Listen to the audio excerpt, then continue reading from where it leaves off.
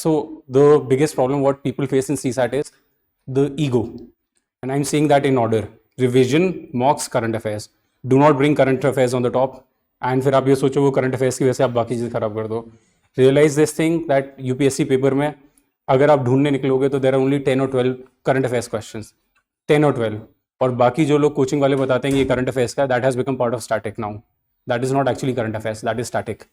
आपके वो 10-12 क्वेश्चंस, और कोई इंसान whosoever it is, उसने अगर पूरे मंथली मैगजीन्स, डेली न्यूज़पेपर पढ़े हैं, सब कुछ किया है, they will only be able to do 6 question out of those 12 questions. बाकी 6 उनसे भी नहीं होंगे. बी कॉन्फिडेंट, उससे ही आएगा जो सर ने पढ़ाया है, उसमें से ही आना है पेपर, कहीं से नहीं आना. I am a living testament for that कि अगर मेरे आ सकते हैं 140 नंबर 100, तो किसी के भी आ सकते हैं. There is no point in giving mocks and not analysing them. अगर आप मॉक दे रहे हो, analyse it that day itself. If you are not analysing, आप फालतू में अपने 2 घंटे प्रीलिम्स के वेस्ट, मतलब मॉक के वेस्ट कर रहे हो, फिर ये सोचो कि मैं एनर्जी आएगी, कुछ और आएगा. Nothing will happen. Read carefully, do not miss out the core question points. कोई लोग नो नहीं पढ़ते, नॉट नहीं पढ़ते, उसके चक्कर में पूरी चीज़ एक्सट्रीम पॉइंट्स को देख के एकदम से कि नहीं सही लग रहा है. Use common sense. प्रीलिम्स में beat GS CSAT, use common sense. ये चीज़ सबसे टॉप पे लेके चलना, उसके बाद सब चीज़ें काम करेंगी. So students, we have one more topper with us, Parveen Yadav. So we are like happy कि our students getting selected. Congratulations.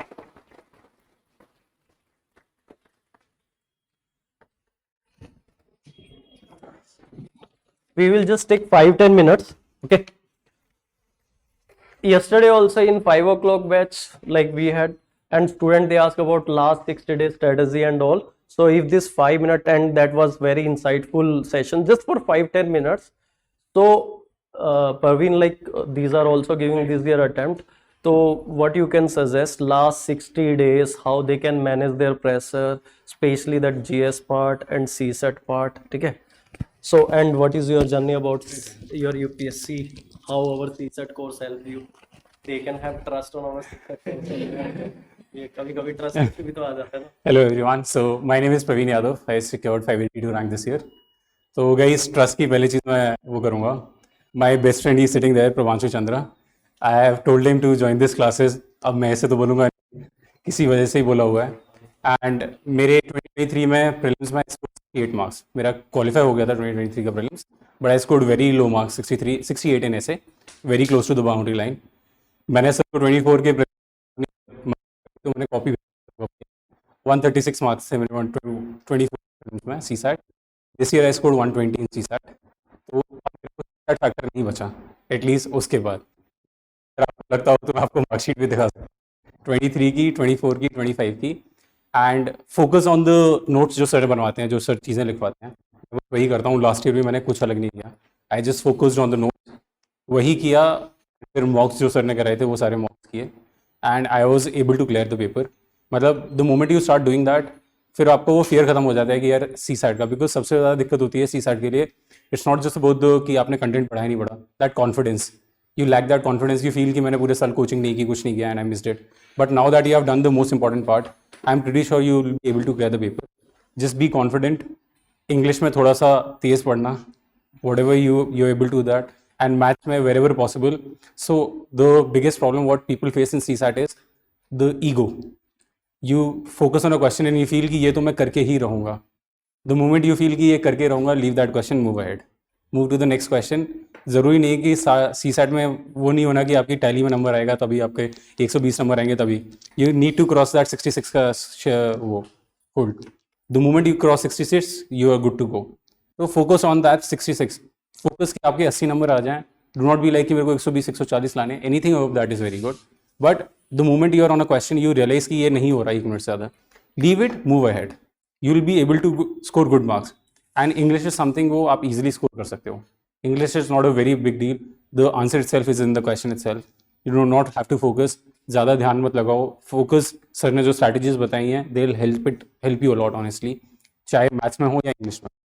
But so यार मतलब I would suggest कि whenever you're giving CSAT, simulators की तरह CSAT के मॉक्स दो. Wherever GS मॉक्स आप ले रहे हो करो. उसके बाद CSAT का सर के मॉक्स लगाओ, because they'll give you a reality check. आपको पता नहीं 26 का सी सैट कैसा आ जाए, दोबारा 23 जैसा आ गया तो फिर इशू होगा। तो सर के जो मॉक्स हैं they are very close to 23 के मॉक्स और may be tougher than that. तो if you are able to clear यहाँ के मॉक्स सी साइड के, you are good to go. फिर कोई डाउट आएगा ही नहीं कि तुम लोग क्लियर कर पाओगे नहीं कर पाओगे, you will be easily clearing the paper. तो if you have any doubt मतलब you can ask me anything, मतलब आई हैव हेल्प यू, मतलब वैसे वो चीज़ है because I have shared my own journey. I have come from a like low of 23 to the high of 24 and then to the good part of 25। तो focus, trust yourself, and it will help you a lot, honestly. What about GS? Like, what should be their strategy? So GS के लिए personally, because मैंने जो 23 prelims qualify किया था, मैं तुरंत foundation batch का था, I focus more on revision. जो भी आपके resources हैं, do not increase the resources. अभी बहुत फोमो होगा, 4 लोगों को नए को देखोगे, अलग अलग टीचर्स अलग अलग वो बताएंगे ये कोर्स पढ़ो ये वो पढ़ लो। डू नॉट मूव अहेड, सामने एक सिंगुलर विजन रखो, मेरे जो नोट्स हैं बस वही पढ़ना है, उसके अलावा कुछ नहीं पढ़ना, नथिंग एक्स्ट्रा। वो पढ़ो, मॉक्स दो, second is mocks are very important, and third is current affairs, and I'm saying that in order: revision, mocks, current affairs. Do not bring current affairs on the top and फिर आप ये सोचो वो current affairs की वजह से आप बाकी चीज़ खराब कर दो। Realize this thing that UPSC paper में अगर आप ढूंढने निकलोगे तो there are only 10 or 12 current affairs questions, 10 or 12, और बाकी जो लोग कोचिंग वाले बताते हैं ये current affairs का, that has become part of static now. That is not actually current affairs, that is static. आपके वो 10-12 क्वेश्चंस, और कोई इंसान whosoever it is, उसने अगर पूरे मंथली मैगजीन्स, डेली न्यूज़पेपर पढ़े हैं, सब कुछ किया है, they will only be able to do 6 question out of those 12 questions, बाकी 6 उनसे भी नहीं होंगे। तो आप उस करंट अफेयर्स के 12 क्वेश्चन के चक्कर में आप अपने 90 क्वेश्चन जेपरडाइज नहीं कर सकते। You can not leave that like that.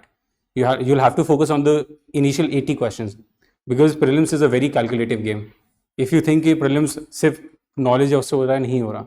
You will have to be sure जो आपको 30-35 क्वेश्चन आ रहे हैं, you will have to have a 90% accuracy in that, but for the rest 70-80 questions you can have 50% accuracy also, and that will help you sail through the actual paper. That is the thing. And be confident.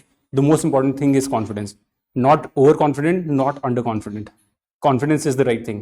अगर आप overconfident होगे, आप चीज़ें नहीं पढ़ोगे, and that is how I could not clear my 24 prelims. I was very confident, I was scoring very good marks in my prelims, I was among the top scorers in the forum का जो simulator होता है all India, I was like 20-30 rank आ रही थी बार बार। I thought कि ये तो हो ही रहा है, पेपर कहीं नहीं जा रहा, बट ये बहुत हम्बलिंग प्रोसेस है ऑनेस्टली। आप एक बार you writing the high of mains, the next attempt you are not clearing the prelims. There are quite number of people जो इस साल रैंकर्स लेके आए होंगे, प्रीलिम्स क्लियर ना हो, तो it's a very normal thing. तो be grounded in the actual paper, read carefully, do not miss out the core question points. कोई लोग नो नहीं पढ़ते, नॉट नहीं पढ़ते, उसके चक्कर में पूरी चीज़ एक्सट्रीम पॉइंट्स को देख के एकदम से कि नहीं सही लग रहा है। Use common sense. प्रीलिम्स में beat GS CSAT, use common sense, ये चीज़ सबसे टॉप पे लेके चलना, उसके बाद सब चीज़ें काम करेंगी। और इनको कितने मॉक्स लगाने चाहिए अभी लाइक? यार so now that you are near to the prelims paper itself, you have 60 days, so the realistic bet would be around 15 to 20 marks. Realistic bet. It is not over, it is not less. 15 to 20 अगर आप, मैं मानता हूँ अगर हफ्ते में 2 mock भी लगा रहे हो जाएंगे, because they're close to 8 weeks now. 16 mocks आप आराम से कर सकते हो, but there is no point in giving mocks and not analysing them. अगर आप मॉक दे रहे हो, analyse it that day itself. If you are not analysing, आप फालतू में अपने 2 घंटे प्रीलिम्स के वेस्ट, मतलब मॉक के वेस्ट कर रहे हो, फिर ये सोचो कि मैं एनर्जी आएगी, कुछ और आएगा, नथिंग विल हैपन। ये it will confuse you more. आप कल को जब दूसरा पेपर देने जाओगे, विल थिंक कि नहीं मैंने इस वाले क्वेश्चन में ये मार्क किया था, ये सही हुआ या गलत, you don't even know that कि वो क्वेश्चन सही हुआ गलत। आप उसकी नॉलेज पर दूसरा क्वेश्चन भी मार्क करके आ जाओगे। You are jeopardizing the previous paper, this paper and the subsequent papers also.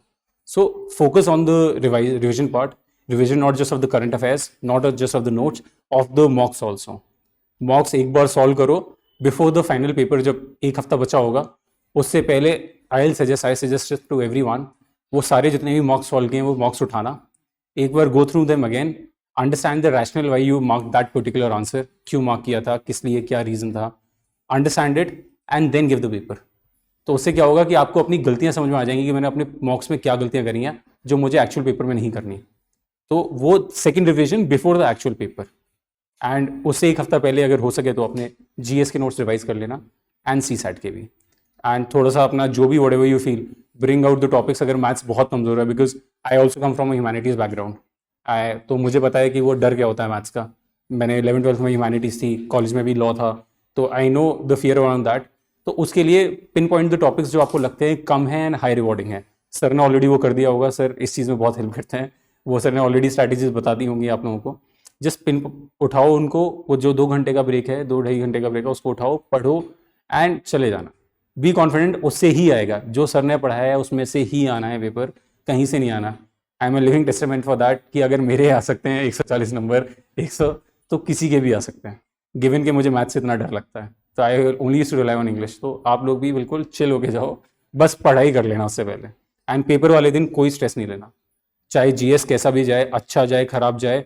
मैं ऑनेस्टली बता रहा हूँ 23 का prelims was the toughest prelims which I faced honestly. 23 के प्रीलिम्स में after my GS paper I was like I didn't know what to like how to react, because the paper top पूरा वो pattern change हो गया, questions weird आने लग गए, हर चीज़ 1 2 all 3 all 4 like that options आए थे, तो कुछ समझ में नहीं आ रहा था। Most of the people thought कि बस यही था, यहाँ तक कि सदमा था। जब वो सीसैट का पेपर देने गए, इसके बाद उन्हें मालूम पड़ा कि इसके बाद एक और ड्रामा आना बाकी है अभी। तो जिन लोगों ने भी समझ के किया, बिकॉज उस साल जीएस की कट ऑफ इतनी हाई नहीं थी जो सीसैट डिसाइडिंग फैक्टर था।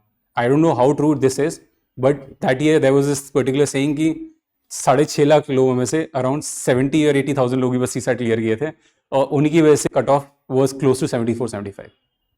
तो सीसैट बहुत बड़ा डिसाइडिंग फैक्टर है। एंड हर साल बिकॉज यूपीएससी अब now it's testing again and again, 23 में टफ था, 22 में टफ था, 24 में थोड़ा स्लाइटली ईजी था, 25 में अगेन टू दैट थोड़ा बहुत 24 से थोड़ा टफ बनाया। यू नेवर नो 26 टफ आ जाए, तो be prepared for that and I am pretty sure you will do good. इतना कर लिया है, बस एक बार रिविजन करके जाना, सब अच्छा होगा। कोई डाउट है आपका? सर आप टाइम कैसे डिवाइड किए थे, मतलब 2 घंटे में इंग्लिश कितने टाइम में किए थे और मैथ्स कितने? यार सो इंग्लिश मेरा रहता था 40 टू 45 मिनट्स, और क्वेश्चन आप खो जाते थे यार। आप अगर थोड़ा मतलब ये है कि आप थोड़ा जैसे न्यूज़पेपर पढ़ते हो ना, try and read fast, because English is not very complicated. आप अगर देखोगे 90% इंग्लिश के आंसर्स क्वेश्चन में ही हैं, आपको कहीं ढूंढना नहीं है। जैसे मैथ्स में आपको एक्चुअली आंसर डिराइव करना है, सॉल्व करना है, आपको ये नहीं कि सामने लगे। इंग्लिश में आंसर्स वही हैं, and the moment you read the options, मैंने पहली चीज़ बोली थी कॉमन सेंस। अगर आप इंग्लिश के ऑप्शंस पढ़ोगे, आपको कॉमन सेंस आंसर निकल आएगा, आपको जाना ही नहीं पड़ेगा कि मैं इससे ज़्यादा एक्सट्रीम सोचूं। आपको एरर्स अपने आप से ऑप्शंस पर दिखाई दे जाएंगे कि ऑप्शन में ये एरर है, ये पक्का नेगेटिव है। जैसे आप एलिमिनेशन जीएस में करते हो, वैसे ही एलिमिनेशन इंग्लिश में करनी है। मैथ्स में मत करना भाई, मैथ्स में नहीं, मैथ्स में एलिमिनेशन करने मत बैठना, मैथ्स में सॉल्व करके ही आंसर निकालना, वरना वो काउंटर प्रोडक्टिव हो जाएगा। आईआर प्रीलिम्स में यार, आईआर का यही था, बेसिक नोट्स कर लिए थे, बाकी करंट अफेयर्स का था जो।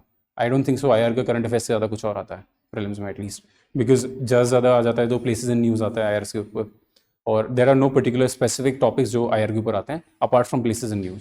आप 23, 24, 25 का पेपर उठा के देखो, there are questions only on places in news, and वो एक इंपॉर्टेंट चीज़ है।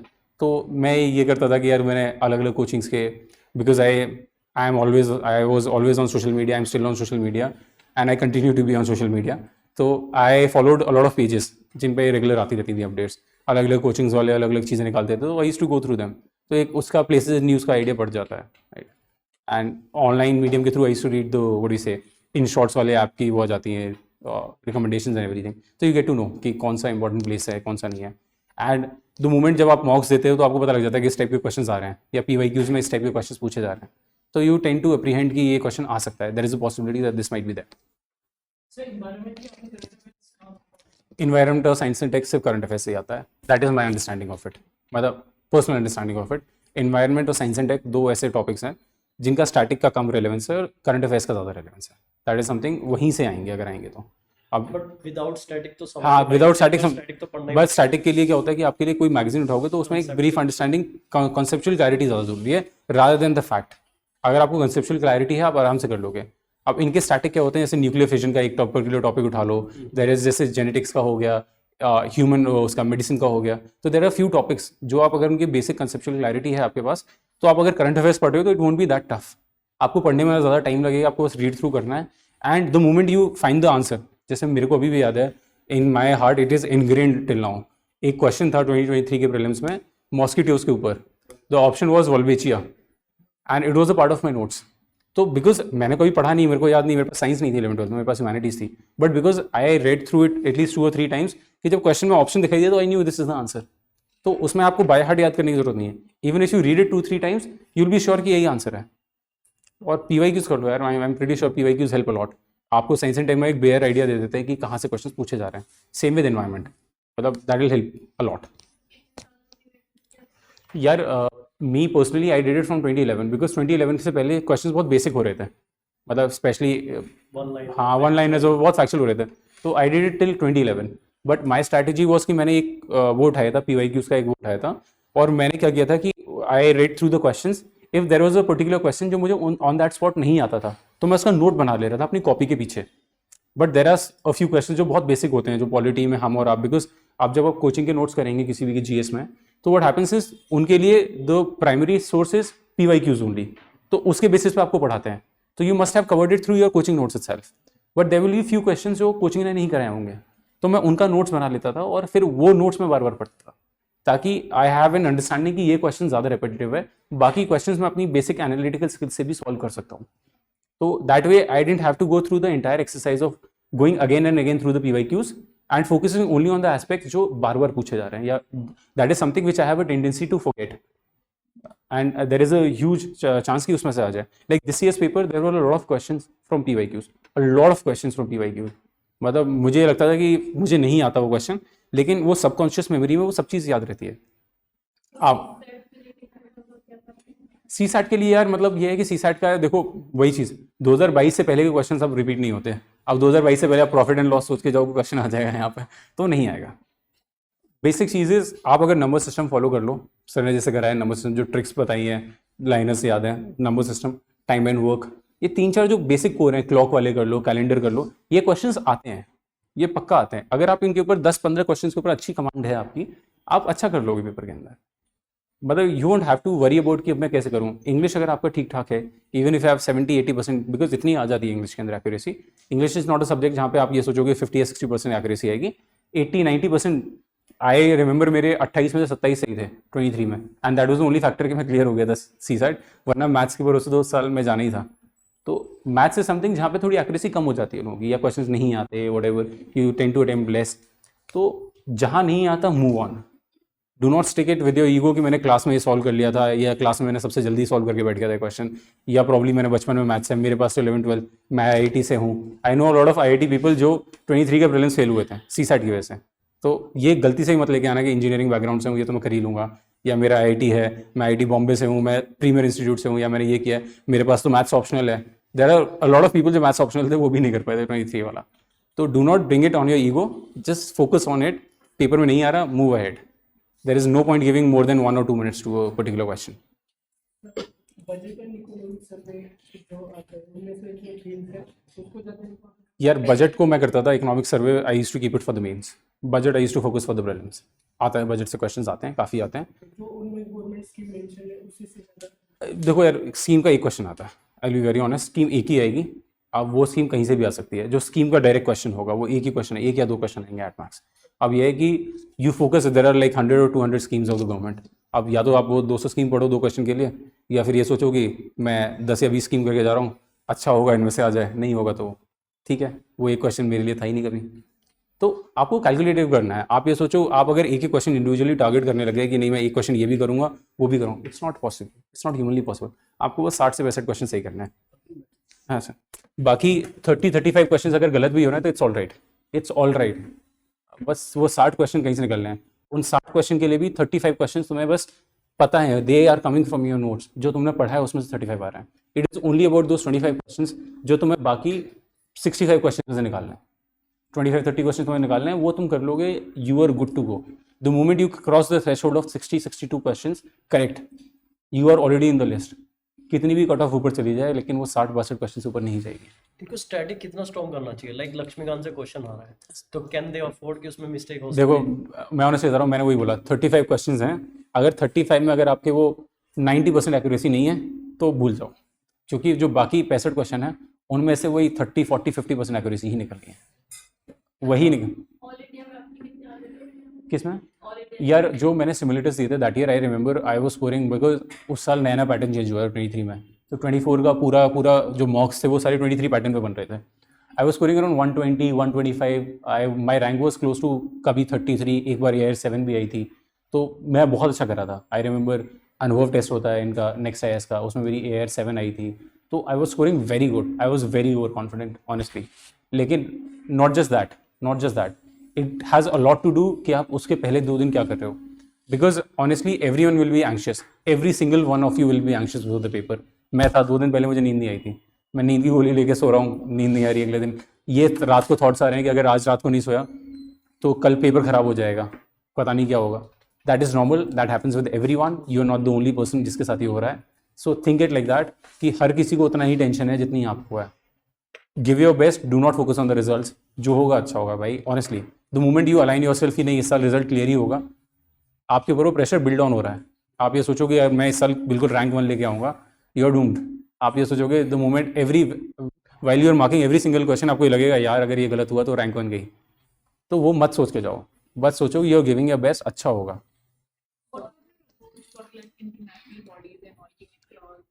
ये it's a very limited aspect, honestly बताऊँ, मत करो उसको इतना फोकस. आएगा क्वेश्चन, आप आराम से मैनेज कर लोगे. और देखो इंटरनेशनल बॉडीज़ के क्वेश्चंस जो प्रीलिम्स में आते हैं, इट्स लाइक 50-50 रेशो. आ गया बहुत अच्छा है, नहीं आया तो मेरे बस की बात नहीं थी. Simple as that. If you what you have done for that part, जिसमें थोड़ा dicey situation होता है, you know the 2 option is correct and the other 2 option is wrong. सो एक minute, how many questions are there? See, there is a doubt. She is asking, like, if there is a dicey situation, out of 4 answer option, 2 you are able to eliminate, and in 2 there is a confusion. So my question to all of you, out of 100 question, how many questions are there where you are having confusion? Main part is this. 20, 30. फिर तो सही है, और बाकी 80 में 3 में doubt है.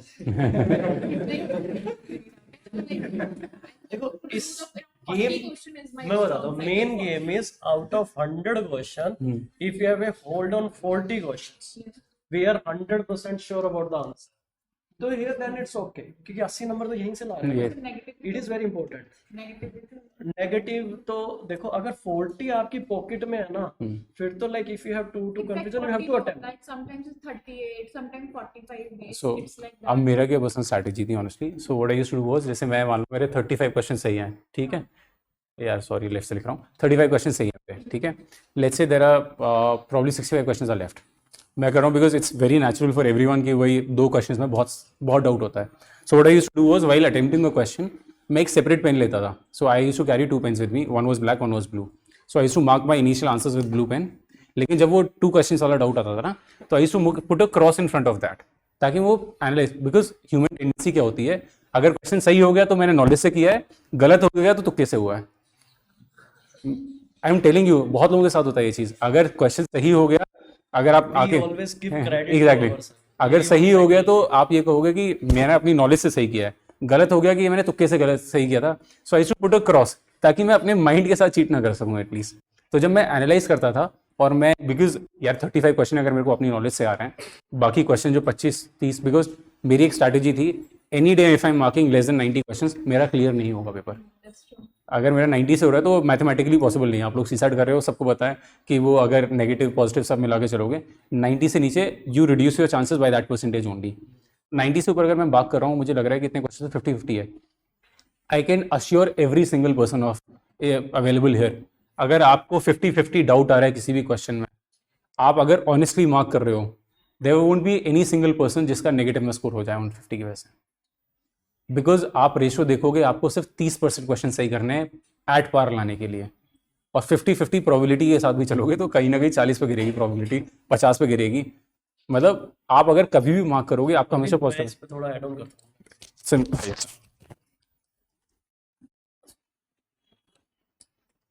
I just take 5 minutes to clear this point to all of you because it is very good strategy, and since we are doing probability you will understand. Okay, I will explain. Okay. Online students also, see, in your prelims we have 2 paper, one is GS, another is CSAT. We have different approach. Here you go for maximum attemptation, here you go for maximum accuracy. There is a difference. Don't go for maximum attemptation in CSAT. That will be counterproductive. Because in GS, once you read a question, you know the answer, you don't know the answer. But in CSAT, when you give proper time, you know the answer. CSAT में there is a difference. In GS, you read, you know the answer, it's okay. If you don't know, you spend 5 minutes, 10 minutes. ऐसा तो नहीं कि माता आएगी और answer बता के जाएगी. It is just with your knowledge, you have to recall your answer. But in CSAT, if provided a proper time is given, you know the correct answer. So here, there are 4 answer options, A, B, C, D. Make your preparation in such a way that around 35 to 40 questions where you are 100% sure. That is very important, where static area is more helpful. Otherwise, your preparation is not up to the mark if out of 100 questions, 35 to 40 questions where you don't know the exact answer. So these are correct. After that come where you are confusing two answer options. Okay, you know C and D are wrong. You are able to eliminate two answers with your half knowledge, but there is a confusion about A or B. Whether to attempt this question or not, if you leave this question, you will not able to qualify your claims. You have to attempt. Let's talk mathematically. For example, these are 20 questions. For example, I take 20 questions of this type where there are two answer options, you are confused, and two answer options, and here you clearly know these are not the answer. As he mentioned clearly, we human being have one tendency, this is human psychology, we always give credit to ourselves and we always blame other. Lifelong chalega. Like here, if you are not able to qualify, sometimes we try to blame our parents, we try to blame our schooling, we try to blame, it is human psychology. जो भी आपके साथ बुरा होता है ना, we try to blame other. Okay, similarly here, when you attempt this question, some student they say, sir, I reply कि like here, when I do a guesswork, always it is a wrong answer. काफी को ये लगता है कि when I put a guesswork, maximum time I'm getting wrong answer. No, probability 100% work. So what you do whenever you mark a answer based on your guesswork कि A or B, as he used to put a cross on that question, you put a question mark, or while attempting the question you write you have done guesswork in that question. If there are 20 such question, I guarantee there are 10, maybe 11, maybe 9 are correct, 10 wrong, because probability is 1/2. There are two answer option, एक correct होगा, एक wrong होगा. तो here 10 correct, 10 wrong. Maybe 11 correct, 9 wrong, 9 correct, 11 wrong. ऐसा नहीं होगा कि 5 correct, 15 wrong. Because what happens, since you have not noticed कि you are doing guesswork, after doing the test, when you do analysis, if by chance that question got correct, you don't give credit to your guesswork. You give credit to yourself कि मेरे को तो आता था, मैं तो तुरंत खाऊं. And when it get wrong, then you give blame game to the guesswork. जब वो गलत होता है तो आप कहते हो मेरा guesswork गलत था, ठीक हो जाता है तो then you know that my concept is so strong कि उसकी वजह से ठीक होगा. तो you point out those particular question where you are doing 50% guesswork. So if it is 10 correct in GS, each correct answer 2 marks, so you are getting 20 marks. Wrong 20, and what is your negative marking? 1/3. So here minus 6.66, there is a net gain of 13.33, and there are many people they miss their prelims just because of 1 marks. 13 marks is a big deal. Don't leave this type of question at all in your GS paper. If you have questions where you are confused about two answer option, 100% you have to attempt. Let's come to next category, A, B, C, D. D you are able to eliminate. You are confused about A, B, C. Still attempt. I tell you net benefit hoga. For example, there are 30 questions just for calculation purpose where you are confusing. There will be a question. Out of 4 answer option, only 1 answer option you know D is not the answer, but you don't know about A, B, C. You are confused. You are confused about A, B, C. See whether it is worth it to attempt or not. I tell you. Probability क्या कहती है? There are 3 answer option, 1/3 will be correct. So what is 1/3 of 30? 10 correct, 20 wrong. For 10 correct, 10 into 2, you get 20 marks. For 20 wrong, 20 into 2, 40 marks का negative marking, which is 1/3. So minus 13.33. Still there is a gain of 6.66 marks.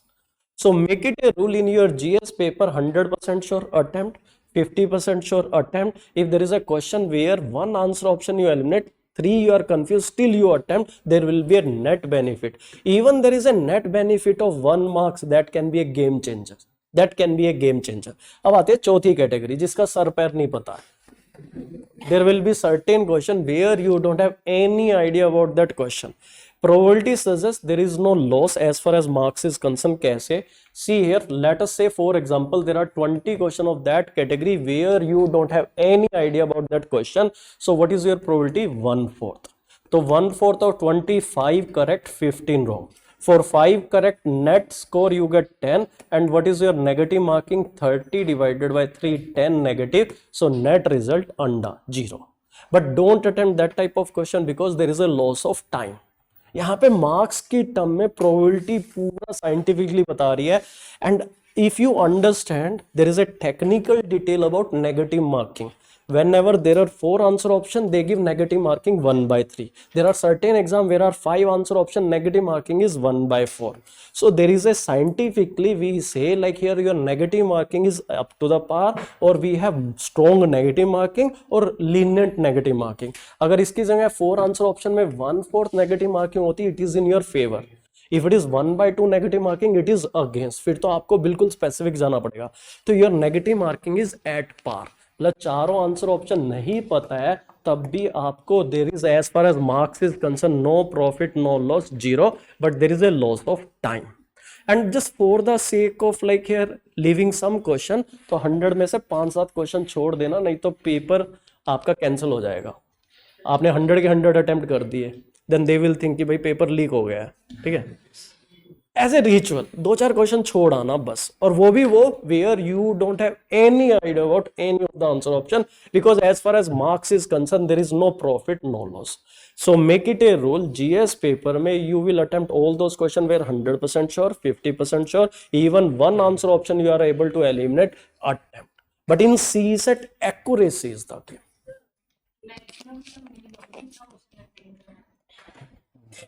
Ninety plus तो 90 to 95 तो you can attempt in GS.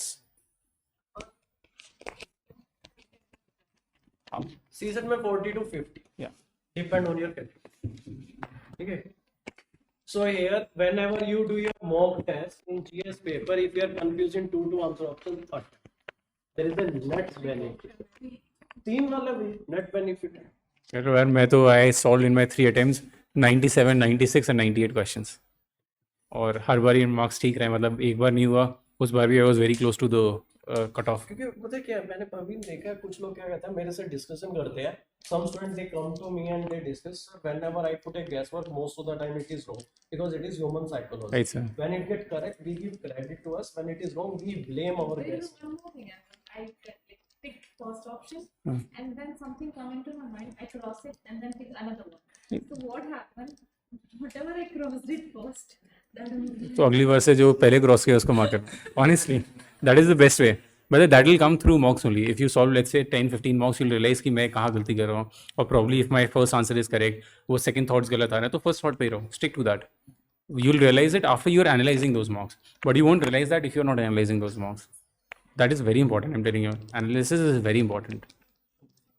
So first of all, congratulations. Thank you. Thank you so much. Sir, I have 2 questions for you. One is, what was the analysis process of the mock test that you gave? Like, what pattern did you follow? And another is the revision pattern near to the exam. Like, how did you do the revision? So I'll take up the revision part first.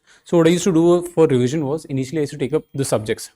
So after my coaching, यार जब पहला revision करते हैं time लगता है, practical सी बात है. पहला अगर मैं पॉलिटी का रिवीजन कर रहा हूँ 3 से 4 हफ्ता भर भी लग सकता है, तो वो 3-4 दिन पहले रिवीजन में लगे subjects wise. I feel UPSC prelims के लिए 6 सब्जेक्ट कोर सब्जेक्ट्स हैं, polity, like history, geography, environment, science and tech, like that. तो ये 6 सब्जेक्ट्स हैं मेजर. आपको वो 6 सब्जेक्ट्स के लिए आपको निकाल के चलना है कि महीने भर में मैं टारगेट कर लूँ कि वो 6 सब्जेक्ट्स हो जाएँ.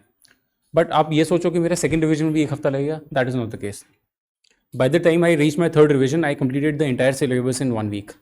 7 days में मेरा पूरा कंप्लीट हो गया था, including the current affairs and everything. तो जब आप रिविजन कर रहे हो, do not think about marking things up, read it through. क्योंकि यार प्रीलिम्स में वो सबकॉन्शियस मेमोरी बहुत काम आती है.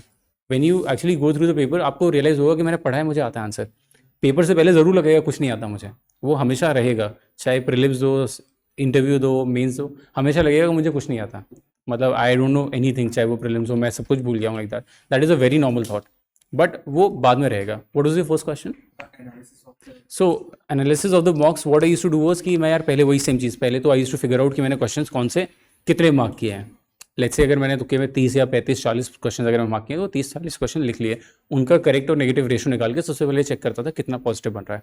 हर बार 10 से 15 नंबर ऊपर ही होता था. दैट वाज एविडेंट, 15 से ऊपर ही सही होते थे हमेशा. Now comes to the second part, मैंने वो क्यों एनालिसिस में वो क्यों वैसे मार्क किया, but if I'm marking those questions, there must be a reasoning behind that, any particular reasoning. तो I had this habit of writing in front of the answer itself. जब भी मैं मार्क करता था एक छोटा सा लिख देता था कि I read it in this particular newspaper या something like that. I kind of related it with my revision. तो वो लिख लिया. फिर the best part of revision is कि आप you not just revising that particular question. GS में आप वो उसके साथ वो 4 ऑप्शंस है ना, वो 4 पॉसिबल क्वेश्चंस हैं. It's not just that one particular question you are analysing 5 questions at a time with the variance of you don't know how many more questions. जब आप एक किसी कोचिंग इंस्टीट्यूट का किसी का भी आप एनालिसिस करोगे जब भी मॉक का, यू विल रियलाइज कि एक मॉक क्वेश्चन का analysis is of 1 page, having questions data worth of at least 5-10 questions more. तो जब आप वो करते हो तो what I used to do was I used to write in front of that. Let's say if there is a sentence about that the Gangetic dolphins are found in this and I know the sentence is wrong, तो मैं उसके सामने जो wrong part था उसको काट के उसके ऊपर सही लिख देता था. तो इट बिकम्स अ फैक्ट, ताकि जब आप सेकंड टाइम वो पेपर से पहले पढ़ोगे तो आपको पता है कि गैंगस्टिक डॉल्फिन्स कहाँ मिलती हैं या उनका IUCN स्टेटस क्या है. तो वो दैट इज़ वेरी इंपॉर्टेंट कि आप एक साथ 4-5 चीज़ें उसमें लिख दो, ताकि you are just reading it like a line only. You not reading, you are not mugging it up, you just reading it like that line. तो आपके उसको डाइवर्सिटी कवर होती है. बिकॉज कोचिंग यार जितना कर रही है उससे ज़्यादा वो कर भी नहीं सकते. मतलब they can not hand hold you and कि अब तुम पढ़ो यार ये मैं शाम को आके.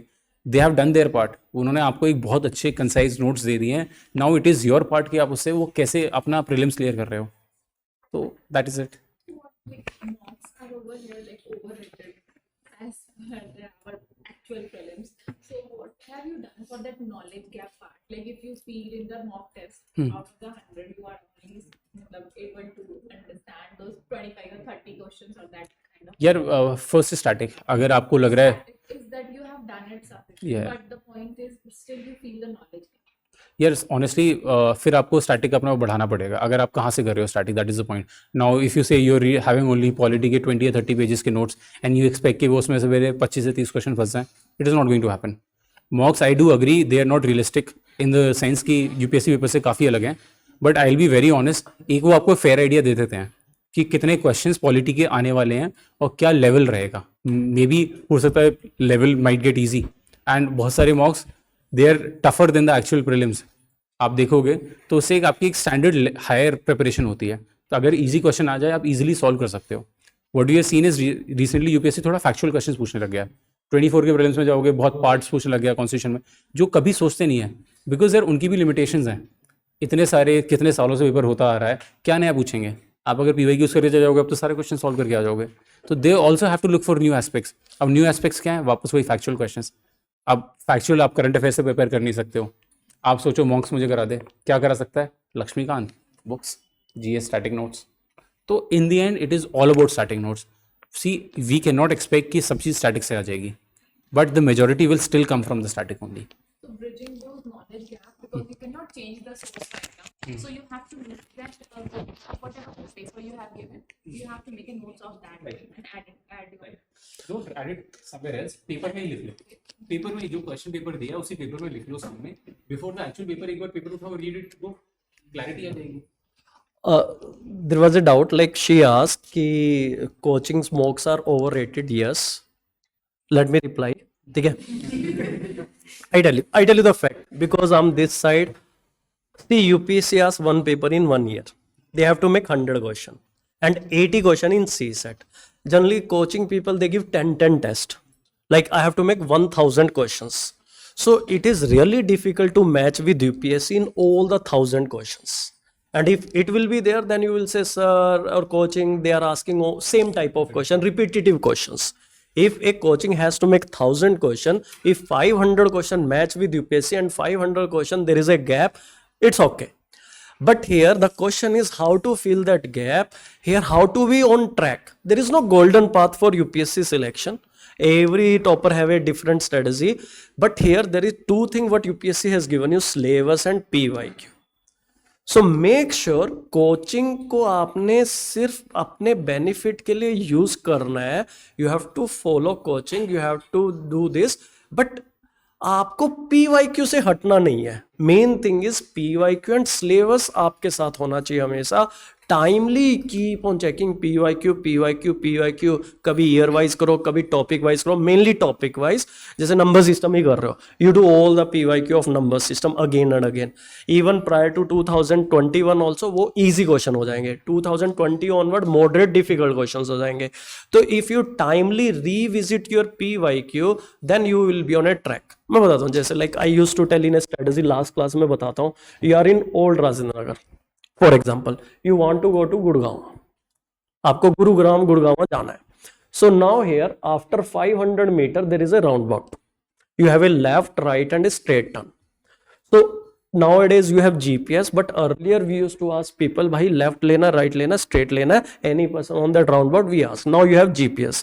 So every roundabout you cross check, because you know if you have a wrong path then it may be U-turn after 1 kilometer, because you know here, see here a wrong path will cost you 2 kilometer extra, 10-15 minute extra, but in UPSC you never realize, ठीक है, UPSC में नहीं आप कर रहे cross check.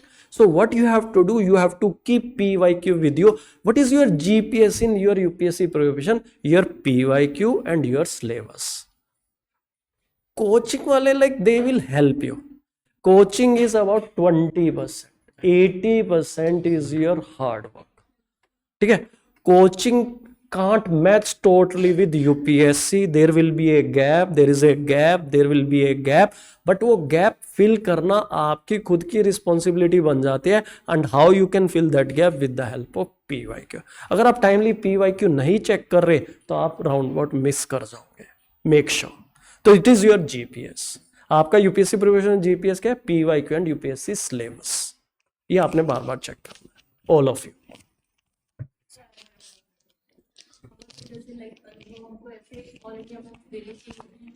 हाँ यार, मतलब एक थोड़ा पीयर प्रेशर और वो सब चीज़ें मतलब काउंटर करने के लिए। यार देखो, क्वेश्चन से मतलब नहीं है, इट्स अबाउट द माइंडसेट, आप उसमें कितने कॉन्फिडेंटली जा रहे हो। लोग फिर भी अनुभव में स्कोर कर रहे हैं ना। आप ये देखो, अगर आप ये कहोगे प्रेशर बहुत ज़्यादा है, वहाँ पे बहुत ज़्यादा अच्छा वो है या टफ पेपर है, रियलिस्टिक नहीं है, still people are scoring 120, 130, how is it possible? So it's not just about मतलब कि आपकी लेवल क्या है या यूपीएससी क्या हुआ, इट्स ऑलवेज अबाउट रिलेटिव। अगर कोई आदमी उस पेपर में भी if they are scoring 120, I am pretty sure they are able to clear the paper. If you are scoring let's say 50, 60, 70 there, that is okay. Mocks के number कभी मायने नहीं रखते। It is always about the mindset. मेरे I will tell you my first mock I gave in the 2023 prelims, before the prelims I score 23 marks, actually clear हो गया। अब ऐसे तो हुआ नहीं, बिकॉज वो कंसिस्टेंटली ओवर टाइम बढ़ते जाते हैं। वो बस ये कि you will have to do your part. Sir की वही बात, कोचिंग वो 20 से 25% खींच सकती है अपना एफर्ट्स, बट बाकी 75 तो आपको लेके जाने हैं। आप ये सोचोगे मैं 10 या 20 पार्ट कर रहा हूँ, बाकी कोचिंग से एक्सपेक्ट करूँ कि वो 80 तक आ जाए, that is never going to happen. It is you in the end who is actually going to write the paper and clear the paper. Coaching वालों को तो अब जैसे आपको अगर बहुत हेल्प हुई, जैसे मेरे को पर्सनली, मुझे सर से बहुत हेल्प हुई, मैं खुद ही बहुत खुश था आने के लिए यार, क्योंकि आई हैव मतलब वो मेरे कहाँ 68 से कहाँ नंबर पहुँच रहे हैं, दैट इज़ समथिंग। तो that is in the end your वो coaching will guide you all throughout, they will support you every time कि अच्छा ये कर लो वो कर लो। What was your approach in that extra mile walking in the first mock and the giving that next mock and you were scoring 23 and then how you reached? So first mock में 23 जब आए थे, जब मैंने revision नहीं किया था honestly. मैंने मॉक दे के आ गया, मैं सोचा कि मार्क्स अच्छे आ जाएंगे, देखेंगे। That was the first compulsory mock there, वहाँ पे दिया। That was in February mid जब मेरे ये मार्क्स आए थे। लेकिन आफ्टर दैट आई रियलाइज़ कि यार स्टैटिक इसमें बहुत वैल्यू है। And that was the first year जब मैंने करंट अफेयर्स नहीं किया था। मैंने करंट अफेयर्स नहीं किए थे उस साल, बिकॉज यार आपको एक कॉल लेनी पड़ती है अंदर से कि मेरे पास इतना टाइम है, इतने टाइम में ये चीज़ें रियलिस्टिकली पॉसिबल हैं, ये चीज़ें रियलिस्टिकली पॉसिबल नहीं है। जो लोग दुनिया कहती रहती है limiting resources, limiting resources, limiting resources, what does it actually mean? I have this much on my plate, if I can only eat this much, मैं 4 चीज़ें और थोड़ी ना एक्स्ट्रा रखूँगा। So for me that time the plate was full of revision, मुझे वो revise करना था। I had to do it at least 3 to 4 times.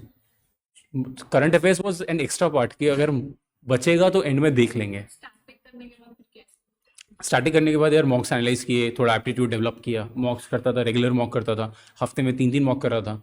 3 mock के बाद because you doing 3 mocks, I am pretty sure you are getting new content on every single mock, आपको अलग चीज़ें मिल रही हैं। लिखता था, I used to revise that again and again. हर सेकंड डे पे, हर थर्ड डे पे पुराने मॉक्स उठाता था, I used to read them. तो नॉलेज बैंक डेवलप हो गया over time.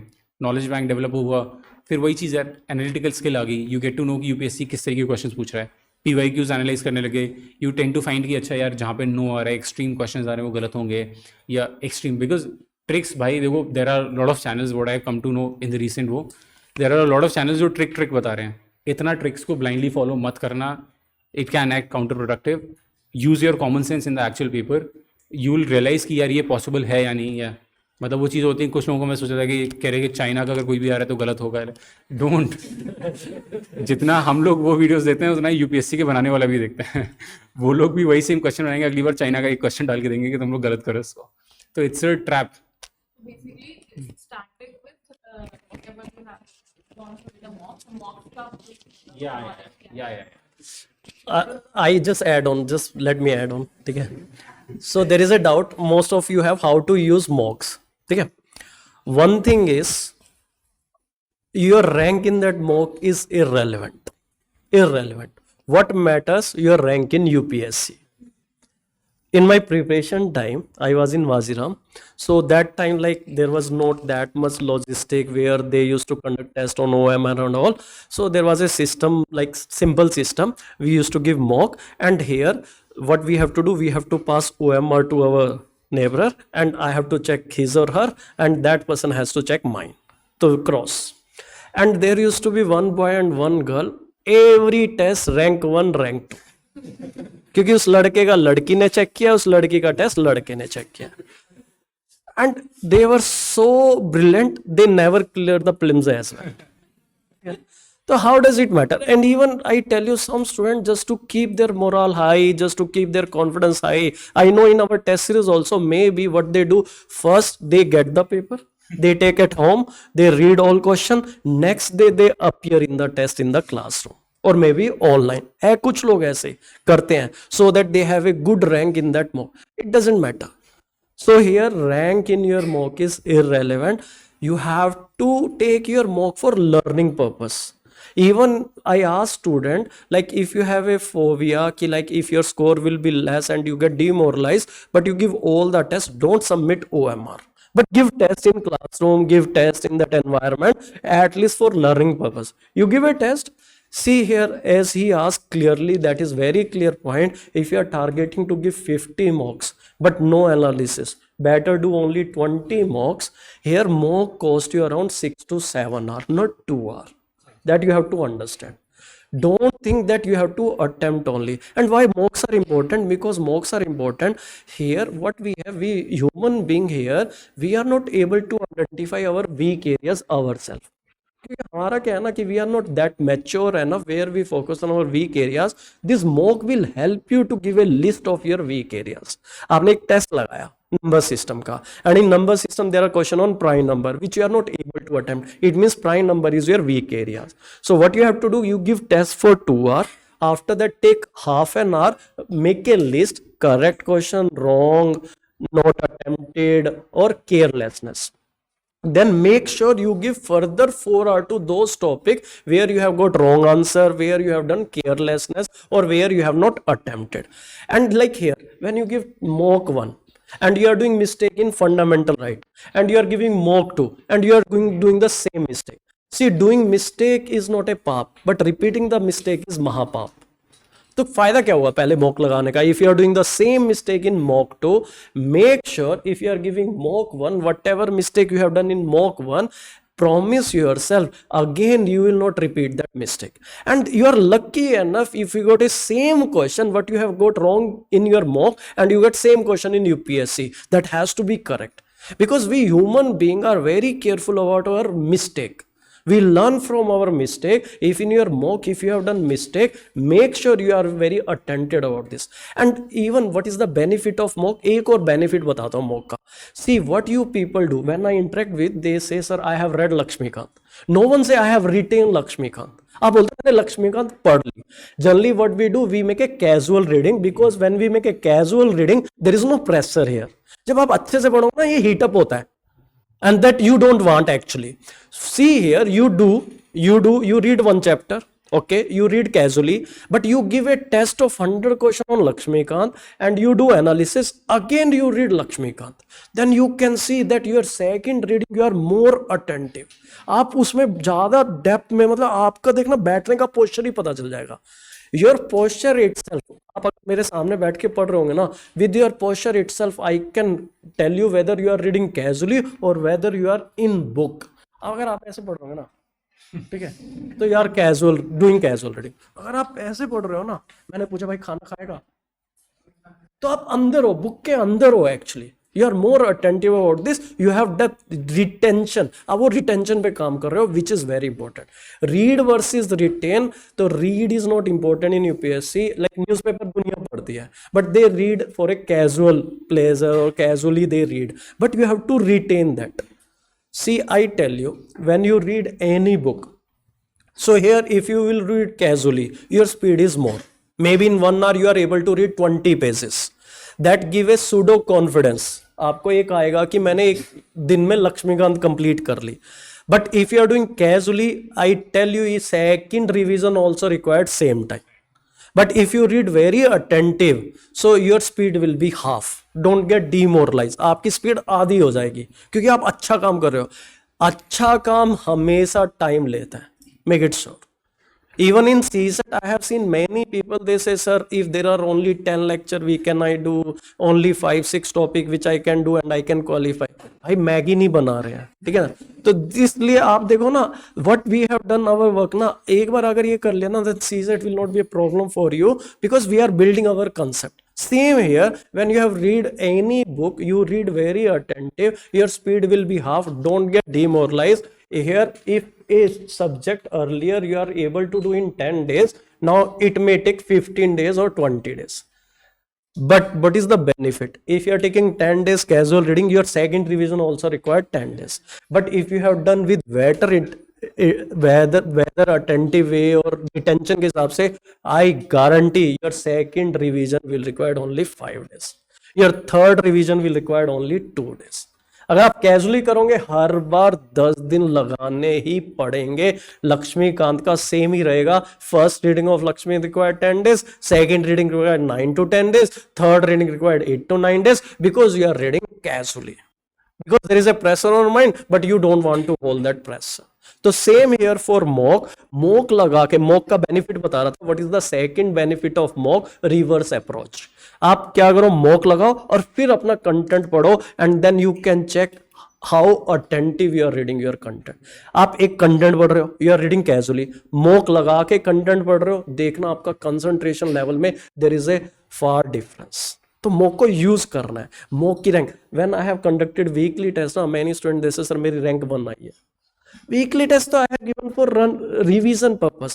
What is the purpose of weekly test in our class? Revision purpose. What is the purpose of sectional test? Again, like you can have hold on some topic. Main is FLT. जब FLT देने बैठोगे ना, तब पता चलेगा है क्या ये खेल. जैसे कि सीखना है हमें, स्ट्रॉन्ग पीरियड या वीक पीरियड सब पे कम 70-80 लाने.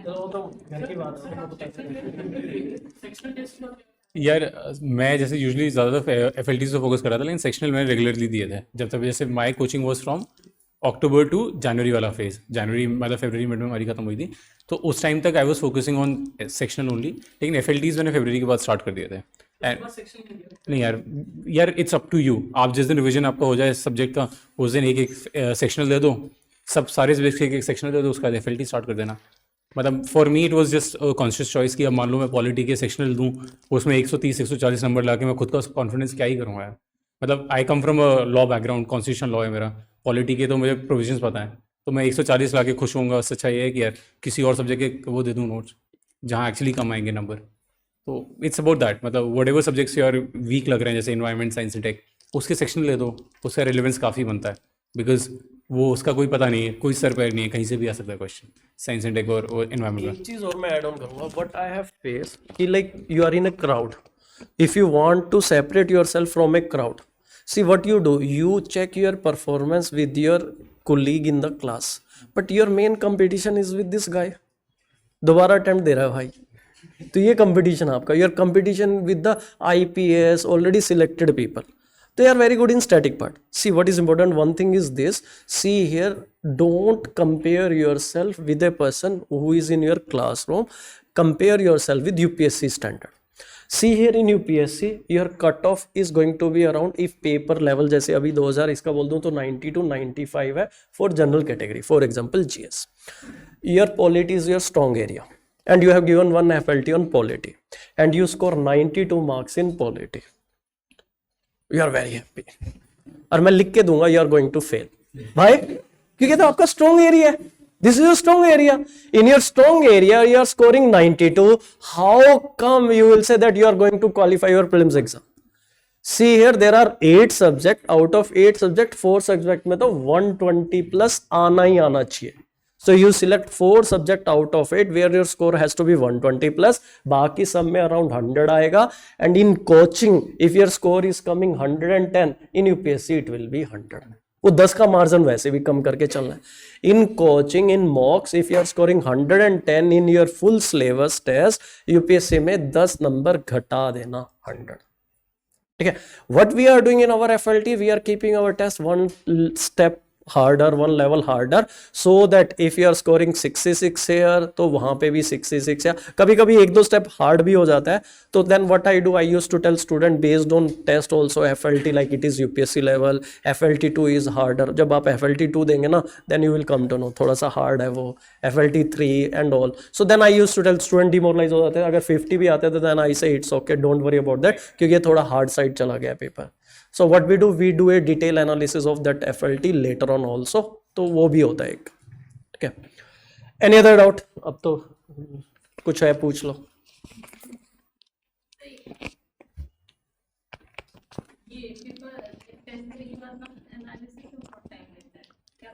यार मेरे फर्स्ट अटेम्प्ट में मुझे अच्छा कम टाइम लेते. 6.5 से 7 घंटा लगता था एक मॉक एनालाइज करने में. स्टार्टिंग में मुझे 3 घंटे तक आ हाँ, अब बस 3 घंटे से कम और कुछ नहीं होगा. 3 घंटे में आपको कंटेंट पढ़ना पड़ेगा. इतना तो टाइम आपको देना पड़ेगा पर मॉक में. मतलब मेरा 4था अटेम्प्ट होने वाला है, मुझे अभी भी 3 घंटे लगते हैं. तो I am really sure you are good, doing good. अभी 3 घंटे लग रहे हैं तो 3 घंटे से कम नहीं होगा. And it is this much तो आपको देना पड़ेगा. इतना कंटेंट है, इतना वो चीज़ है. क्लोज टू 100 पेजेस का एनालिसिस होता है पर मॉक का. तो यार 100 पेजेस अगर आप 3 घंटे में पढ़ ले रहे हो, ज़्यादा क्या चाहिए आपको. या मैं यार देखो, मैं किसी को मिसगाइड नहीं करूँगा, लेकिन मैं न्यूज़पेपर नहीं पढ़ता था पर्सनली. मेरे लिए वो एक्सरसाइज नहीं थी. मेरे को लगता था कि बहुत मतलब मेरे लिए that was not my thing honestly. But अगर आपको जैसे न्यूज़पेपर किसी के लिए बहुत हेल्पफुल है, अगर आपको लगता है कि आपकी English is not that fluent, आप अगर ऐसे राइटिंग, बिकॉज एसेज में बहुत हेल्प करता है, बहुत हेल्प करेगा ऐसे में. मतलब मैं बोलूँ उसके लिए भी एम्फेसिस कम होगा जितना न्यूज़पेपर एक्चुअली एसेज में हेल्प करता है. इंटरव्यू में बहुत हेल्प करता है. I only read newspaper for my interview, nothing else. लेकिन for current affairs, for prelims, यार जब इतनी सारी कोचिंग्स हैं, वो इतना मेहनत कर रहे हैं, क्यों आप ज़बरदस्ती टाइम वेस्ट करोगे. वो मैगजीन्स निकाल रहे हैं आपके लिए, वीडियोस बना रहे हैं, ईजी टाइम है. मतलब वही रिस्क रिवॉर्ड वाला टाइम है. आप न्यूज़पेपर पढ़ोगे. For me personally the issue was, मैं अगर न्यूज़पेपर पढ़ने बैठूंगा, वो 2 पेज के एडिटोरियल के चक्कर में 8 पेज की पॉलिटिकल न्यूज़ पढ़ता रहूँगा. वो माइंड डाइवर्ट करना बहुत मुश्किल होता है. तो व्हेन यू नो कि यार मैं मैगजीन पढ़ूंगा तो मैगजीन में सिर्फ रेलिवेंट कंटेंट है. तो मैं यार ईयरली मैगजीन्स पढ़ता था, फोकस करता था ईयरली मैगजीन्स के ऊपर प्रीलिम से पहले. और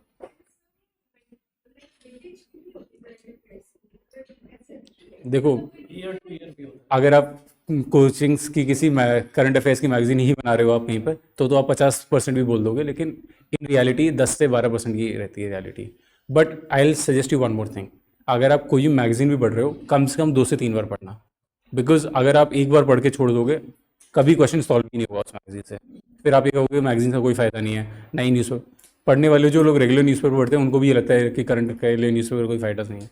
इट इज़ जस्ट कि आपको दोबारा पढ़ना पड़ेगा. या तो आप पहली बार में जब पढ़ो तब नोट्स बना लो उसमें से and focus on that.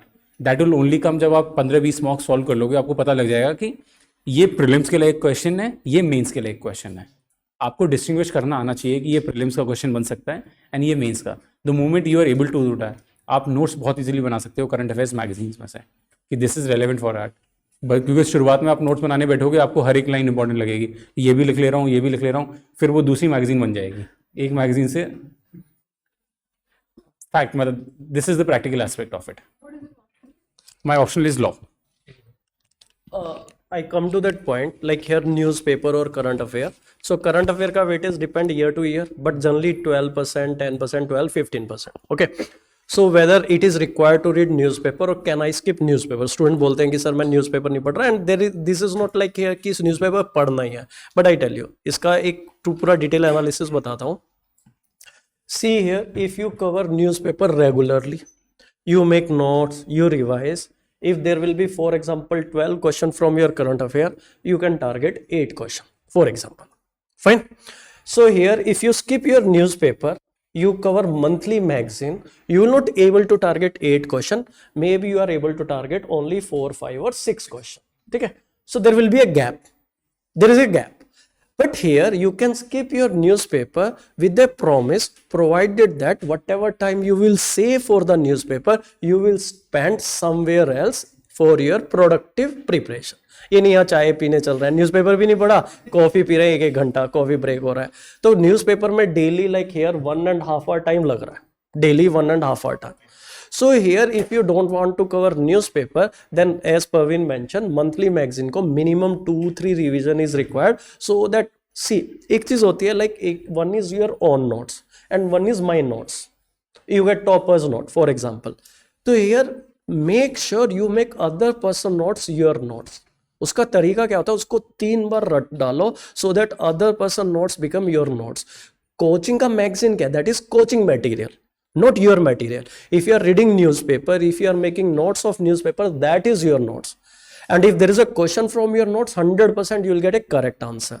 So if you are referring coaching magazine, coaching material, make sure you make 3 reading so that you make coaching material your material. किसी टॉपर्स का मटेरियल मिल गया आपको, बहुत बेहतरीन है, और आप एक ही बार पढ़ रहे हो, you are not able to use that material.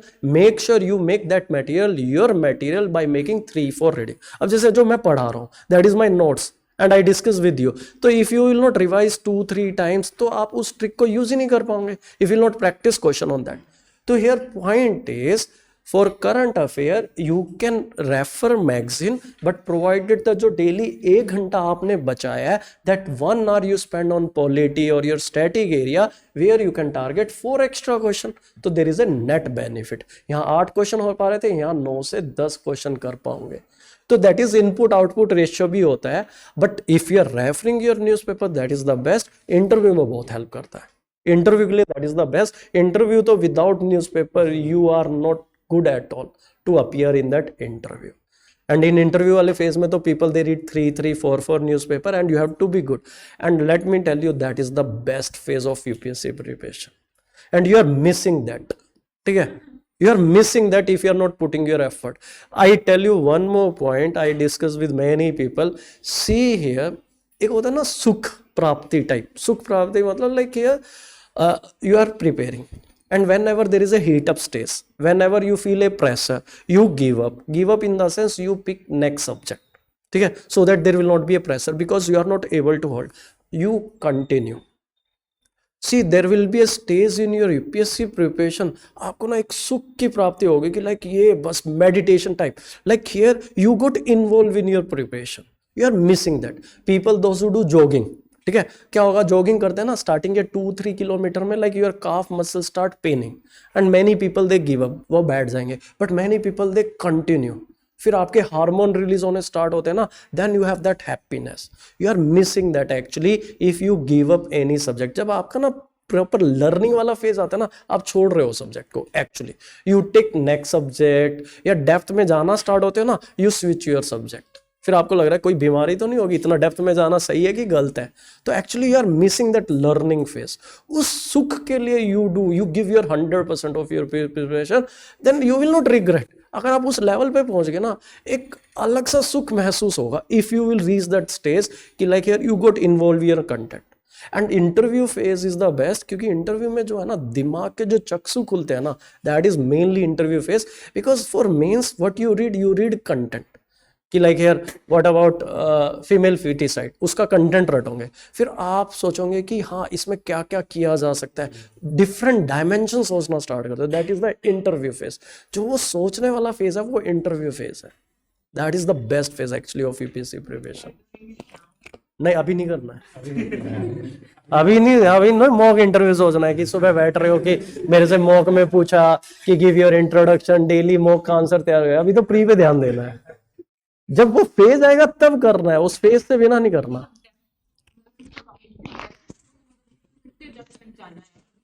नहीं वो आपका क्वेश्चन गलत टाइम पे गलत क्वेश्चन है अभी, ठीक है, मैंने ये गलत टॉपिक छेड़ दिया। आज मेंस के बाद बात करेंगे इसकी। वो सुख का ना एक टाइम है, ठीक है, उस लेवल का, उस फेज का भी एक टाइम है। आज क्या होगा ना, अगर इंटरव्यू वगैरह सोचोगे प्री से उतना दूर भाग जाओगे। यार हर स्टेज की अपनी वो अलग वो है। मुझे ऐसा लगता है प्रीलिम्स में आपको होता है कि आपको wide perspective of topics cover करना है, मेंस में आपको है कि आपको अंडरस्टैंडिंग चाहिए, और इंटरव्यू में उससे ज़्यादा डेप्थ पे ओपिनियन फॉर्म कर सको उतनी ही वो कर रहा है। बिकॉज आपके क्वेश्चंस, इट डजेंट मैटर आपको क्वेश्चन आता है नहीं आता। आप सामने अगर इंटरव्यू बोर्ड ने आपके 20 क्वेश्चन पूछे, आप 10 में बोल सकते हो आई डोंट नो, लेकिन वो बाकी जो 10 हैं वो आपका ओपिनियन मैटर करेगा, आपने कैसा ओपिनियन दिया कि आपको मार्क्स मिलेंगे। इस साल मेरे 20 में से मुझे लगता है 7-8 क्वेश्चन में बोला आई don't know the answer, but बाकी उसमें मुझे ये था कि उन्होंने जो पूछा my opinion, my personal opinion on things, and when I said that they might be happy. ठीक नंबर है मेरे यार, 185 इज अ डिसेंट मार्क। तो वो है कि it's all about your opinion, they want to understand your perspective, your mindset about particular things. वो आपसे पूछेंगे, ये नहीं कहेंगे वही बुक्स वाला मत बताओ, डेटा मत बताओ। आप जैसे मीन्स में क्या होता है कि डेटा लिखना है हर चीज़ में, कुछ भी है तो सब्सटेंशिएट विद डेटा की स्टडीज। अब आप इंटरव्यू में कोई आपसे बात कर रहा हूँ, if I am talking to you, if I am asking your opinion, आप ये थोड़ा ना सर ये केस स्टडी में ऐसे होता है। It is your opinion that has to come naturally.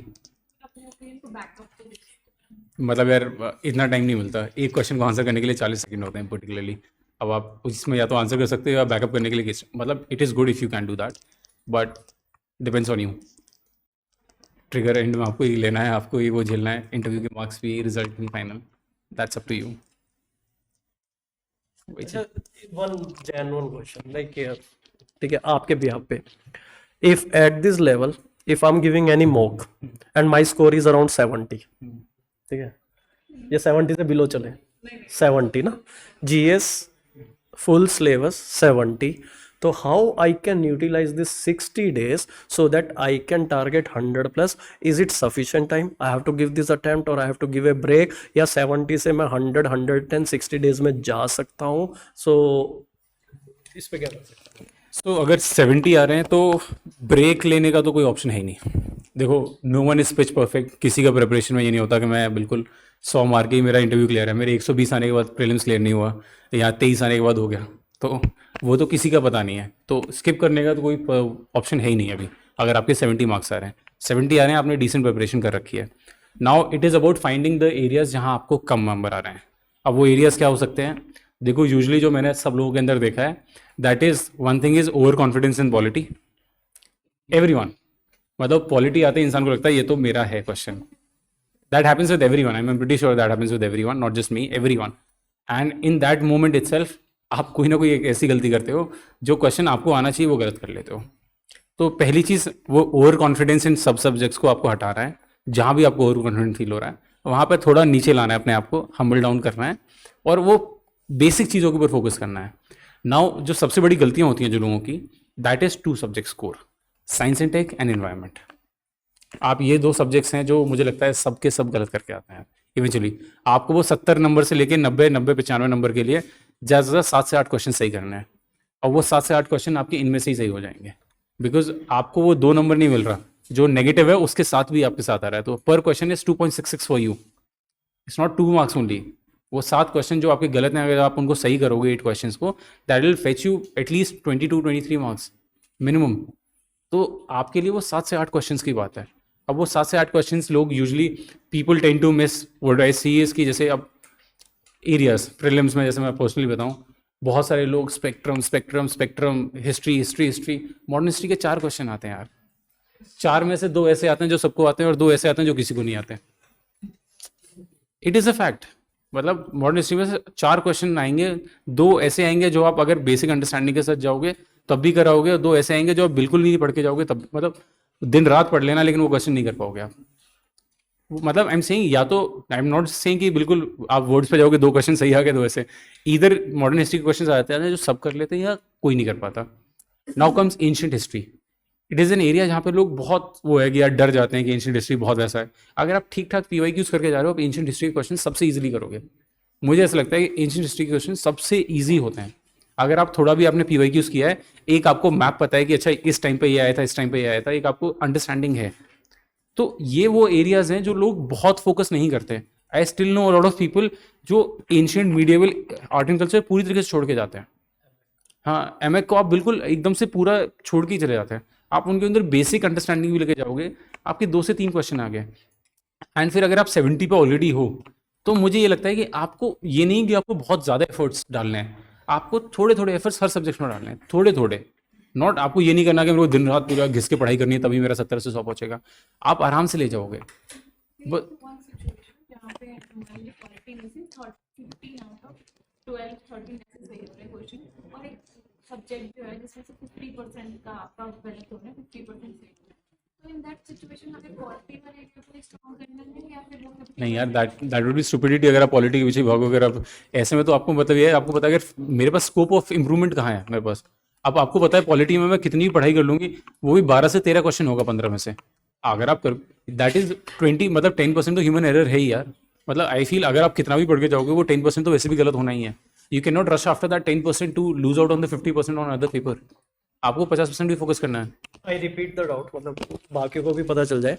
So there is a very good doubt कि like here if there is a subject out of 15 question, if I am getting 12 correct, there is a second subject maybe ecology science and tech where out of 12 question only 4 or 5 correct. So whether I have to strengthen my polity further or I have to fill a gap in our other subject. ठीक है, तो उसका ही reply कर रहे थे। पवीन कह रहा था कि अगर पॉलिटी पे और ज़्यादा एफर्ट डालोगे तो एक लेवल होता है, जैसे इसका एक ग्राफ भी होता है फ्रॉम 0 to 50। अगर किसी भी स्कोर में 0 से 50 में if you need 20 hour effort, फिर 20 से 60 में भी 20 आवर एफर्ट लगेगी, फिर 60 से 65 में, मतलब उसके ऊपर इंप्रूव होना बड़ा हार्ड होता है। इफ़ योर स्कोर इज 0 से 50 ईजिली जाएगा, 50 से 70 जाएगा, फिर 70 से 80, 80 to 85, देन 90, उतना ही सेम एफर्ट लगता रहता है। तो हियर 12 से 14 पॉलिटी में जाना, तो उसमें उतनी ज़्यादा एफर्ट में you can cover other subjects, तो बाकी सब्जेक्ट। बट PYQ का एनालिसिस करना बहुत ज़रूरी है। यू कैंट स्किप PYQ करोगे ना, सी आई गारंटी यू, आप अपने PYQ को देखो फ्री टाइम में, ऑल द टाइम्स PYQ रखो अपने साथ।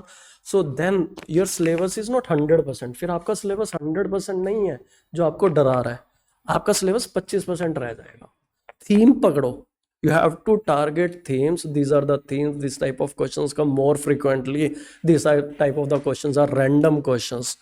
तो PYQ is your first coaching, ये मान लो PYQ is your first coaching for any competitive exam, not only UPSC civil services, any competitive exam में PYQ important होते हैं। It is luckily UPSC they give paper, काफ़ी सारे competitive exam है जिसमें paper वापस ले लेते हैं ताकि आप गलती ना पकड़ पाओ। ठीक है, यूपीएससी आपको पूरा पेपर दे रही है, all the PYQs are available in the market. तो PYQ are very very important. जैसे even in CSET also I have ref for all the question prior to CSET also, GS में पूछे तो उससे एक ट्रेंड पता चलता है, ट्रेंड, वेटेज, और कुछ जैसे अब मैंने PNC का बताया था 2023 के बाद they are not asking question by. तो that is very important, you know, you have a knowledge about the history of UPSC की क्या क्या चल रहा है, and then you come to know कि कहाँ पे कम टाइम में effort. If you are at a level of 70 and if you want to clear this year prelims, see you are in race, जो आपका क्वेश्चन है मेनली ज़्यादातर student पूछते हैं मेरे से। तो here you are in race, तो here then PYQ analysis will tell you कि लिमिटेड टाइम में where you can have better performance. So PYQ ज़्यादा हेल्प करेंगे। हाँ जी, लास्ट में और एनी अदर डाउट? हाँ जी, देना है तो स्पेक्ट्रम पढ़ने नहीं पढ़ो, मतलब अगर टाइम है बिल्कुल पढ़ो बुक्स, यार दे आर नॉट बैड। अगर स्पेक्ट्रम पढ़ लो, बिकॉज जरूरी था ना इससे प्रीलिम्स ही क्लियर थोड़ी ना करना है, ऑब्जेक्टिव तो पूरा पेपर क्लियर करना है ना। तो मेंस की अंडरस्टैंडिंग के लिए पढ़नी पड़ेंगी books, honestly. It is just for now. अगर आपके 70 अभी नंबर आ रहे हैं एंड 2 महीने का पेपर टाइम बचा है, because now if you start reading books तो नहीं पॉसिबल है। लेकिन अगर नेक्स्ट ईयर टारगेट है तो अपने बेसिक सारे सब्जेक्ट्स के करो। ज्योग्राफी की NCERT पढ़ो 11th की, लक्ष्मीकांत पढ़ो, स्पेक्ट्रम पढ़ो, एनवायरनमेंट के लिए कोई एक स्टैटिक रिसोर्स कोई भी कर लो, साइंस एंड टेक के लिए कोई स्टैटिक रिसोर्स कर लो, एंड फिर उसके ऊपर on top of that coaching की मैगजीन्स पढ़ो अगर करंट अफेयर्स है तो। मतलब न्यूज़पेपर भी पढ़ो, फिर कोचिंग की मैगजीन्स भी पढ़ो, because you have the time. आपके पास वो नहीं है कि मेरे को इसी साल अटेम्प्ट देना है, 2 महीने में मुझे सब चीज़ें मिक्स करनी है, वो वाला इशू नहीं है आपके साथ। यार बिपिन चंद्रा पढ़ लेते हैं लोग, पीपल कैन स्टडी एनीथिंग। मतलब मुझे स्पेक्ट्रम अच्छी लगी थी, मैंने स्पेक्ट्रम 1-2 बार पढ़ी थी, बाकी उससे ज़्यादा मैंने नहीं पढ़ा था। एक मिनट, मैं ना वो पॉइंट बताऊंगा थोड़ा सा, फिर जस्ट 5 more minutes, ठीक है, we will conclude this session. See whatever material you have refer in your first go, whatever coaching you have join, don't make it zero. जैसे आपने लाइक इकोलॉजी है, जैसे ecology में there are sources PMFIS या Shankar IAS या कोई coaching का material, so there is no material which is zero. But maybe like starting में अगर आपको ऐसी कोई गाइडेंस नहीं मिली where you have not refer the best material, और बेस्ट का कुछ होता भी नहीं है, यूपीएससी भी चेंज होती रहती है, शंकर की बजाय PMFI से क्वेश्चन आ रहे थे, अभी फीडबैक आ रहा है तो PMFI से कोई क्वेश्चन नहीं आ रहा है, शंकर वालों ने अपडेट कर दिया, तो ये तो चलता ही रहेगा। So here if you refer any material, मान लो आपने स्पेक्ट्रम पढ़ी है, make sure that is your master source, कुछ भी है whatever you have referred, तो here make sure that is your master. Except polity, polity में Laxmikanth has done the best job, except polity there is no other subject where you have a source where you can 100% rely, चाहे वो geography है, चाहे ecology है, चाहे science and tech and whatever, there are multiple options available. You take one option which you have read, where you have put your energy, जहां आपने अपनी मेहनत की है, all of you make sure you make multiple revision of that so that you have a idea about that source, then you fill your gap, don't replace your source, never। जैसे आपने spectrum पढ़ ली ना, आप spectrum को क्यों रद्दी में डाल रहे हो, तो स्पेक्ट्रम में जो गैप है with the help of PYQ, Bipin Chandra के 2-3 चैप्टर ऐसे हैं जो स्पेक्ट्रम में नहीं है, only 2-3 chapters, the rest is merely repetition, थोड़ा बहुत ऐड ऑन होगा, कम होगा, but why you are making your spectrum zero. Similarly for ecology, if you have refer Shankar IAS, stick to Shankar IAS, PMFIS में just try to fill the gap, or you refer any other coaching, refer some extra material, just add on to your material। कोई भी material आपने पढ़ा ना उसको zero मत करो, आपका एक अटेम्प्ट खराब हो जाएगा उस चक्कर में। आपने कहीं से भी कोचिंग किया, from any of the institute you have done your coaching, you read that material multiple time, make sure you know each and everything which has been covered in that, then you just fill the gap from other material. उसको zero करना मतलब you are targeting next year attempt, ये मान के चल लेना पक्का, ठीक है। तो whatever you have done, make sure you have hold on that material, plus try to fill the gap with any topper, any teacher, any mentor, any book वाला, एनी रिक्शा वाला रिकमेंड इन योर ORN। यहाँ rickshaw वाले भी guide कर देते हैं, ठीक है, किसी ने भी आपको गाइड कर दिया कि भाई ये बुक पढ़नी थी अच्छी, हाँ जी very good, thank you very much, but आपने जो पढ़ा है वो तो आपका मास्टर सोर्स है। Try to fill the gap from that recommendation, gap fill करना है, रिप्लेस नहीं करना। Never ever replace your material, if you are doing that means you are wasting your one attempt, ये मेक श्योर कर लो आप, ठीक है। लास्ट वन क्वेश्चन, आपके बहुत सारे हो गए, ठीक है चलो पूछ लो, मैं मजाक कर रहा हूँ। कोई एक लास्ट क्वेश्चन, क्योंकि ऑलरेडी टाइम हो गया, 5 बजे अपना थीम बेस्ड लेक्चर भी है, इसलिए